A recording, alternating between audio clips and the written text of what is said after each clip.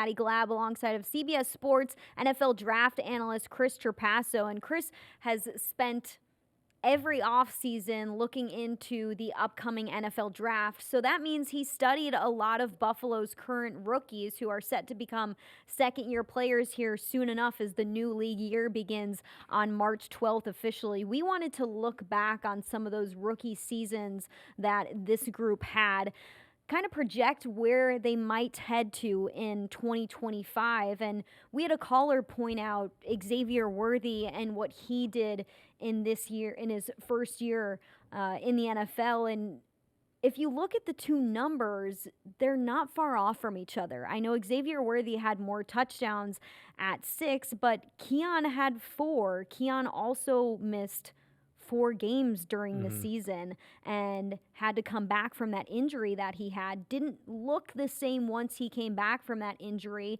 but Keon Coleman had 29 catches, 556 yards, averaged 19.2 yards per catch. That was up in the top 5, top 10 in the league amongst rookies. I want to say top 2 for rookie wide receivers. I'll have to double check that stat, but he was high up in that category. And Xavier Worthy had 59 catches for 638 yards, averaged 10.8 yards per reception. 2 different players there with what they're tasked to do on each offense. But Chris, looking at Keon Coleman's rookie season, what we saw out of him, what were the highlights and how do you project that into next year? Well, first off, I'm just smiling over here because we all heard about the speed of Xavier Worthy setting the combine record, but Keon Coleman actually averaged more yards per catch. So it's not just speed does not just equate to averaging 19 yards a catch. I mean, Coleman was one of the slower of the top receivers picked, and he almost doubled Xavier Worthy in terms of how long his average catch would go for. A lot of it comes down to how good you are at the catch point. That was a weakness for Xavier Worthy on film and a strength for Keon Coleman. I thought it was a little bit inflated how good he was as a rebounder, but if you wanted to do strengths and weaknesses for Coleman last year coming out of Florida State, you certainly would have said, okay, 6'3", 215, he can go up and get it. Pre-injury, you mentioned the injury, that he missed 4 games, and you could say, okay, well, he necessarily didn't hit that rookie wall because he had right around when that rookie wall hits, November, early December, that's when he was out. But pre-injury, and Brandon Beane spoke to this at the season-ending press conference, they're like 2 different players. Before the injury for Keon Coleman, 9 games played, he had 22 catches for 417 yards. And if you're watching on MSG, a 42% contested catch win rate. So that means when it was a contested catch, he came down with it. And yeah, what's funny about that is, just a quick aside, we always hear 50-50 balls, but in reality, if you're close to 50-50, you're really, really good. So he was at 42%. Post-injury, we know he got clocked by Jordan Poyer, was some head stuff, and a wrist. Wrist injury. Wrist injury. Brandon Beane said it was the year of the wrist, that Dwayne Smoot had a wrist, Keon Coleman had a wrist. After that, 7 games for Keon Coleman, 10 catches for only 161 yards and without a touchdown. So to me, Keon Coleman after that game and his contested catch win rate, which I should mention, was only 28.2%. So he was like 15% worse in the one area that he was supposed to be the strongest in, going up, rebounding the football, allowing Josh Allen to just, maybe you're not open, but he's just going to fire you the football with that gunslinger mentality. And it was a wrist injury. That, to me, is not surprising that Coleman wasn't as effective in the one area that was kind of his specialty. So if the Bills get a Keon Coleman that was similar, that takes maybe even an incremental step from where he was pre-injury, I think in this everybody eats offense, that's completely fine. Is he ever going to be a big separator? I don't think so. I don't think the Bills believe that. Right. But down the seam as a big slot receiver or even on the boundary, being that power forward for Josh Allen, I think teams like to have the back shoulder game. Xavier Worthy doesn't really give you that. Pre-injury, Keon Coleman did. 42% contested catch win rate is very good. That's what they're going to be hoping for with a presumably healthy 100% wrist for Keon Coleman in his second season. Coleman's 19.2 yards per catch that he averaged during his rookie season ranked 3rd in the NFL. So not only just looking at rookies, looking at wide receivers as a whole. So that's a good number to see out of a rookie. And you look back at what Buffalo's offense was doing in the second part of the season after Coleman had come back from that injury. You missed that contested catch receiver. Amari Cooper was that at times, but we also didn't see a lot of consistency out of Cooper because Cooper joined the team so late. There's only so much that you can learn and do and implement while your rushing offense is completely taking off. So I'm really looking forward to seeing Coleman take a step forward next year. And just hopefully not throw too many numbers at you. The first 9 games, what Keon Coleman did, where he was pleasantly surprising, and I think right before the injury, the Seahawks game was a great game for him, which was the game before I believe he got injured, or 2 games before. It was Indy, then Miami.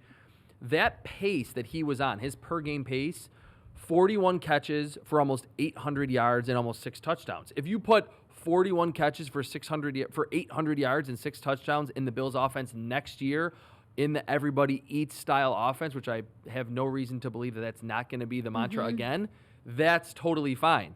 After the injury, the 17-game pace, only 24 catches for 400 yards. So I don't want to solely say that it was only the wrist injury, but when you're a contested catch wide receiver, you're making those difficult grabs in traffic, you got to have strong hands. You can't have a wrist injury that's nagging where it's like, man, you've missed the bye week, you've missed a bunch of key games, we need you back. Having him at 100% where he can really lean into his specialty and feel confident in doing so will be huge. It's hard to feel confident coming off of a wrist injury when you're going up against dogs at the cornerback position. And safeties coming from the deep middle, things like that. I can understand that. All right, let's move on. One of the other rookies that Buffalo drafted last year was an edge rusher in the 5th round. His name is Javon Solomon. Solomon played in every single game, finished with 2 sacks, 6 quarterback hits, had 3 tackles for loss, forced a fumble, and also recovered 1. How do you reflect on his rookie season? I think he had a really good rookie season for a 5th-round pick, and I spoke to this in the earlier segment that the Bills, given their roster makeup, even though there was a lot of criticism or skepticism about who was going to do what on each side of the ball, they didn't have a lot of open roster spots where they're like, hey, 5th-round rookie, you're going to come in and play 80% of the snaps. I like what the Bills did. They almost drafted Solomon a year ahead, that he was the smaller, speedier, bendier edge rusher in the Von Miller vein a year before they probably expect Von Miller to not be on the roster. So he can learn from Von, play a little bit. We saw him in the regular season finale against the Patriots early in the year in some of those blowouts against the Jacksonville Jaguars is where he had his strip sack of Mac Jones. He flashed. Now, it wasn't a huge sample enough where he was going to be playing in that much in the playoffs, but 14 pressures for Javon Solomon on 89 pass rushing snaps, which is a pretty good rate, almost 16% pressure rate. And to kind of frame that, now we're talking TJ Watt, Myles Garrett rushing 500, 600, 700 times. The elite level pass rushers pressure rates 16, 17, 18, 19%. So 89 pass rush snaps is not a lot. It's a tiny sample. But you would like to see that pressure rate more so than if he had 1 pressure on 89 pass rush snaps. So he flashed around the corner. He has very, almost weirdly long arms for how tall he is. He has like over 33-inch arms, like offensive tackle length. He didn't look completely overwhelmed against the run, but I think the Bills drafted him as kind of this red shirt, let's develop him pass rushing specialist on the corner in a room that had Von Miller and then a bunch of towering players like A.J. Epinesa and Greg Rousseau. I don't want to say that I think Javon Solomon is going to be an all-pro next season, but I really think he has the skill set and got the experience needed in year 1 to be a key pass rusher for this defense in 2025. You mentioned drafting Javon Solomon a year before. You want to put some more responsibility 100%. on a player like that. They don't just do that with Javon Solomon. They've done it with other players. What is the advantage to doing something like that? It's the advantage where, deer in headlight moments when they're rookies don't necessarily have to happen, where those guys can literally learn in practice.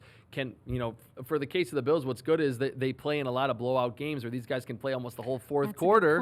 That they've blown out a lot of teams, and they typically have done that. They've been one of the top point differential teams in the NFL the last 5 years. That by year 2, and I always say this with guys up front, whether it's offensive linemen or defensive linemen, it takes at least 1 year to become NFL strong. That you're not going to come in. I don't care when we watch the combine where guys look like they have NFL bodies, the power that you need to win around the corner or win inside or block on the edge or block at center or guard is different from whether you're Javon Solomon coming from Troy or you're coming from the SEC. So it also allows those year 2 players to really come in with an NFL body when they're now asked to go from playing 15% of the snaps up to 45 or 50.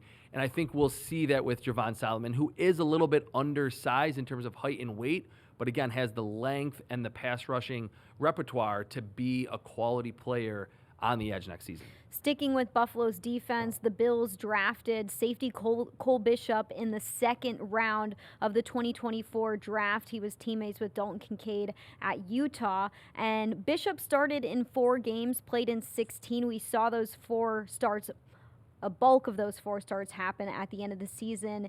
He finished with 34 tackles, a TFL, 2 passes defensed, and I think started to come into his own at the end of the season. What did Cole Bishop do best in his rookie year? He did, so I was just talking about specialties for Keon Coleman, for Javon Solomon. It was that he had a bunch of pass rushing moves and was really productive in a variety of ways at Troy. For Cole Bishop, what I think drew the Bills to him was his legitimate versatility. Now, you're going to hear that a lot during the pre-draft process. Oh, he's versatile. I mean, when I say legitimately versatile, I mean you can thrive in multiple spots. It's not just you have a body. Oh, you could play in the slot. He can play in the slot. He can play linebacker. He can play free safety. He can play strong safety. He can be that robber at the intermediate level. He did all of those things at Utah. And like you're mentioning, as he got more time playing in this Bills defense, he started to make some plays in multiple roles. And we know how complex the Bills try to disguise coverages, whether it's zone or man, and that their safeties are really interchangeable. That goes back to the Poyer and Hyde days. I think we did see that with the pass breakup in the season finale. What almost was an interception in the AFC title game should have been a pass breakup there as well. That was not the right call on review.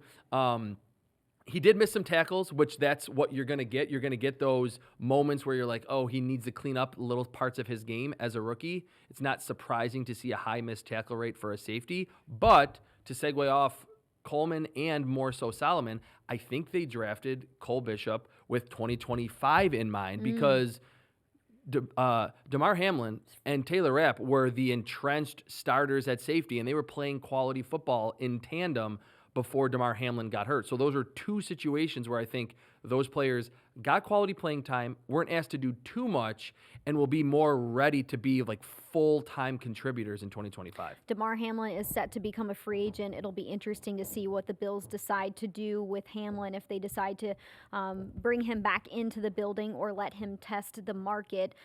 For this conversation, let's say Hamlin is no longer with the team in 2025 and the Bills have Rapp and Cole Bishop at safety. How do those 2 fit together? Because when I look at Taylor Rapp and when I look at Cole Bishop, they are 2 safeties who their strengths are being hunters on defense. Up at the line of scrimmage, hunting the ball down rather than playing center field. Now, you said Bishop can play in that role. How do you see them fitting? Well, I think toward the end, I'll go back to Micah Hyde and Jordan Poyer. Toward the end of their times in Buffalo, Poyer was kind of like a quasi-linebacker. Micah Hyde was just playing center field. But if you remember 2017, 2018, 2019, 2020, when they were really in their prime and the Bills were like the best pass defense in football, they were not allowing big plays. They were truly interchangeable. Like every snap, it was Jordan Poyer made plays at the deep middle. Micah Hyde would play in the box.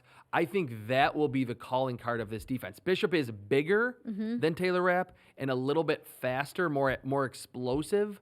But I think you will get to the point if Taylor Rapp and Cole Bishop are the Bills starting safeties, and to me, the odds-on favorite to be the tandem is them.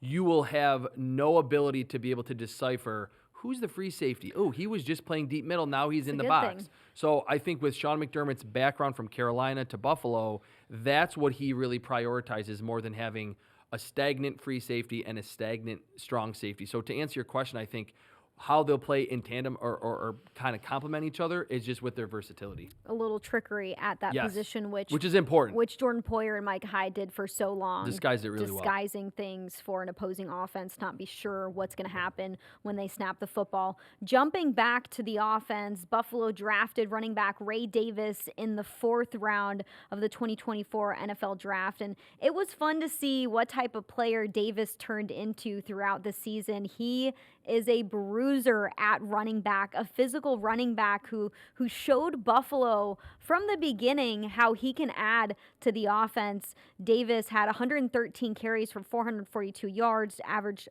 3.9 yards per rush, had 3 rushing touchdowns, and also 3 receiving touchdowns as well. How do you reflect on Davis's rookie year? For a 4th round rookie, he had a great season. I mean, especially playing behind a breakout running back with James Cook, who set the franchise record in rushing touchdowns in a season. It's about as much as you could ask for a 4th round pick, especially when we all heard all season about Ty Johnson as the best 3rd down back, according to Josh Allen, who had a very good season in his own right.